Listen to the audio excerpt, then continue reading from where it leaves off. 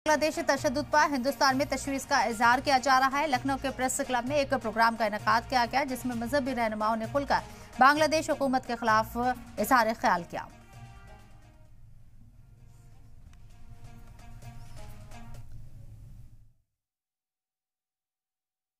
हमने जब भी आवाज़ उठाई है लखनऊ गुरुद्वारा प्रबंधक कमेटी के प्लेटफार्म से, और ईश्वर की हमारे पर बड़ी रहमत है कि वो हमें हर वक्त इसमें कामयाबी मिली है। क्योंकि हम तो अक्सर एक बात कहते हैं, सब के भाई में सब बैठे हैं, कि आपस में मतभेद बुलाकर बुलंद करो यह नारा, हम सब हैं हिंदुस्तानी और हिंदुस्तान है हमारा।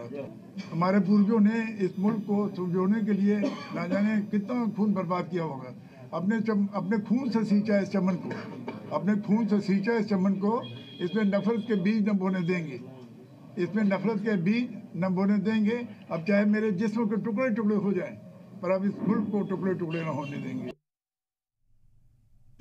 तमाम जो हमारे हिंदू भाई बहन हैं, उनके साथ इस मुसीबत की घड़ी में उनके साथ हम लोग शाना बशाना खड़े हुए हैं। और हम ये समझते हैं कि हाई टाइम है कि अपने मुल्क की हुकूमत को भी और इंटरनेशनल कम्युनिटी को भी इस मसले को संजीदगी से लेते हुए इस मसले को हल कराना चाहिए। सरकार के तो मेमोरेंडम देने की कोशिश की जाएगी, सब लोग मिल करके क्या देना चाह रहे हैं? यकीनी तौर पर ये हमारे लखनऊ गुरुद्वारा प्रबंधक कमेटी की जानिब से एक मेमोरेंडम सेंट्रल गवर्नमेंट को भेजा जाएगा तमाम मज़ाहिब के रहनुमाओं के ज़रिए से, और उसमें ये तमाम बातें लिख करके दी जाएंगी, जिससे इस बात को यकीनी बनाया जा सके कि मीडिया के ज़रिए से भी और मेमोरेंडम के ज़रिए से भी कि हम लोगों ने अपनी बात हुकूमत तक पहुँचाई।